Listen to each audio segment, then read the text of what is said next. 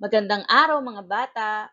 Muli, ako si Teacher JM at ngayong araw na ito, ating pag-aaralan ang Makabansa 3, Unang Markahan, ika-6 na linggo ng Revised K-12 Curriculum na may paksang pagbabagong naganap sa kinabibilangang komunidad, transportasyon. Para sa ating layunin, sa araling ito, ang mga mag-aaral ay inaasahang naiisa-isa ang mga pagbabagong naganap sa kinabibilangang komunidad sa pamamagitan ng iba't ibang sining tulad ng pagguhit, paggawa ng simpleng graph, o pagkikwento ayon sa transportasyon. Para sa ating panimulang gawain, ano-ano ang iyong nakikitang mga larawan?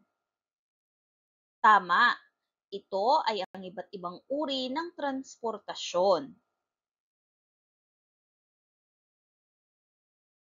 Dahil sa araw na ito, ating tatalakayin ang tungkol sa pagbabagong naganap sa kinabibilangang komunidad, ang transportasyon. At ang ating mga susing salita ay ang pagbabago, transportasyon, at sasakyan.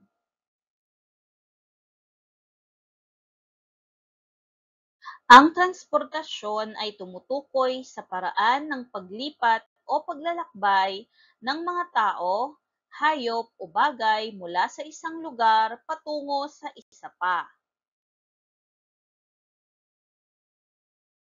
Bago pa man dumating ang mga modernong sasakyan, ang mga Pilipino ay gumagamit ng iba't ibang paraan ng paglalakbay na akma sa lokal na kalagayan, kultura at teknolohiya ng panahon. Narito ang ilan sa mga pangunahing uri ng transportasyon noon. Una ay ang kalesa. Ito ay karwaheng hinihila ng kabayo. Ginagamit noong panahon ng Kastila bilang pampasaherong sasakyan sa mga lungsod. Hanggang ngayon, makikita pa rin sa Tagaytay bilang bahagi ng turismo.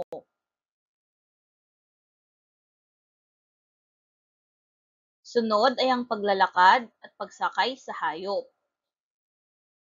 Kalabaw, kabayo at baka ang ginagamit sa paglalakbay at pagdadala ng kalakal sa mga bukirin. Kariton o karison ang karaniwang gamit sa mga rural na lugar.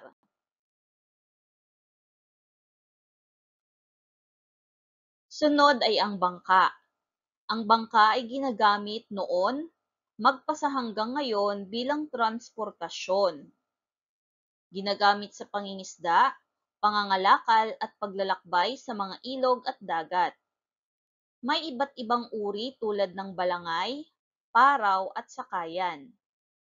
Mahalaga sa mga pamayanang malapit sa tubig. Ngayon, dumako na tayo sa mga uri ng transportasyon ngayon sa Pilipinas. Una ay ang padyak o pedicab at tricycle. Bisikleta na may sidecar para sa pasahero.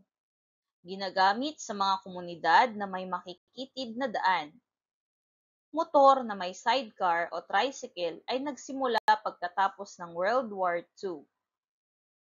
Naging pangunahing transportasyon sa mga barangay at probinsya.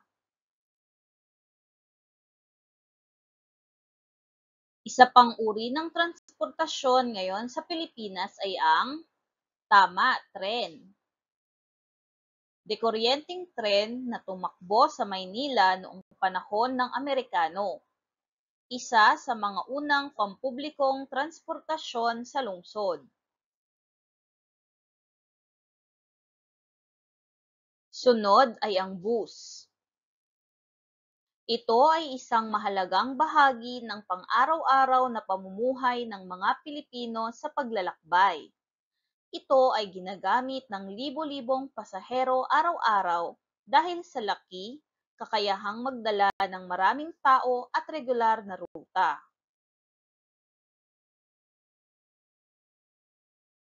Sunod ay ang jeep o jeepney. Ito ay isang sagisag ng kulturang Pilipino, makulay, masigla at abot-kaya. Karaniwan itong ginagamit sa mga lungsod at bayan para sa malapitang biyahe, lalo na sa araw-araw na pagpasok sa trabaho, paaralan at palengke. Isa pang uri ng transportasyon ngayon sa Pilipinas ay ang barko. Ito ay napakahalaga lalo na sa isang bansang tulad ng Pilipinas na binubuo ng maraming pulo. Ito ay isang sasakyang pandagat na ginagamit hindi lamang sa paglalakbay ng mga tao, kundi pati sa pagdadala ng mga produkto sa malalayong lugar.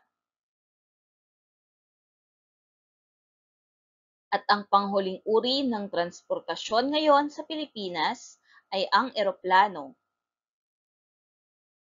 Ito ay simbolo ng bilis, modernisasyon at koneksyon sa malalayong lugar, lokal man o pandaigdigan.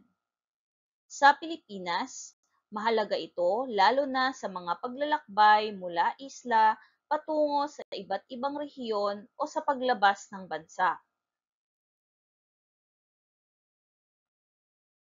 Ngayon naman, dumako na tayo sa paglalahad. Ating sagutan ang tanong, bakit mahalaga ang pagbabagong naganap sa transportasyon?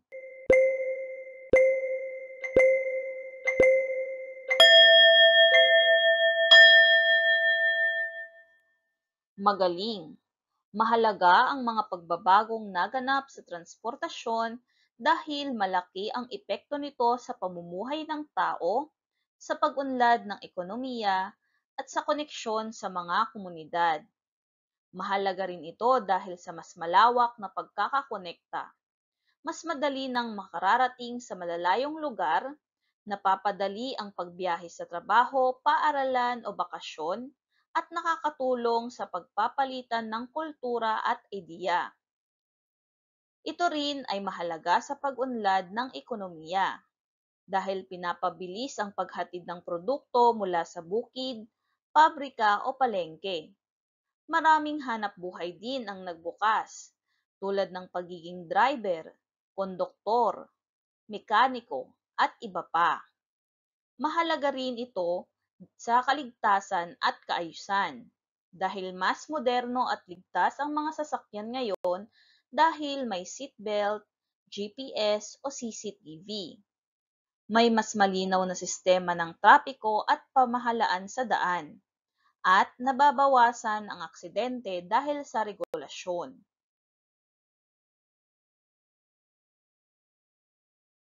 Para naman sa ating pagtataya, ating basahin ang panuto. Basahing mabuti ang pangungusap at tukuyin kung ito ay tumutukoy sa transportasyon noon o ngayon.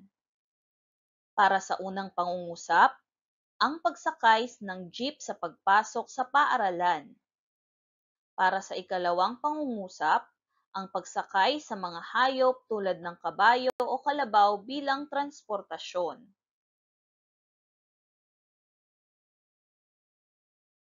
Ikatlong pangungusap, pagsakay sa eroplano papuntang ibang lugar. Kaapat na pangungusap, pagsakay sa tren sa pagpasok sa opisina. At para sa panghuling pangungusap, paglalakad papuntang palengke o iba pang lugar.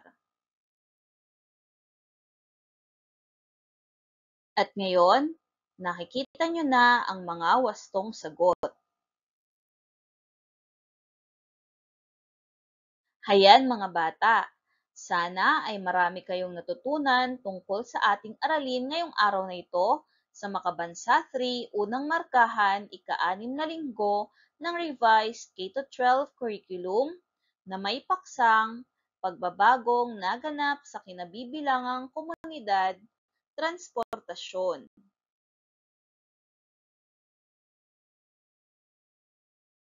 Maraming salamat sa panonood. Muli, ako si Teacher JM At huwag kalimutang mag-subscribe sa ating YouTube channel. Mag-like, comment at share na rin. Hanggang sa muli!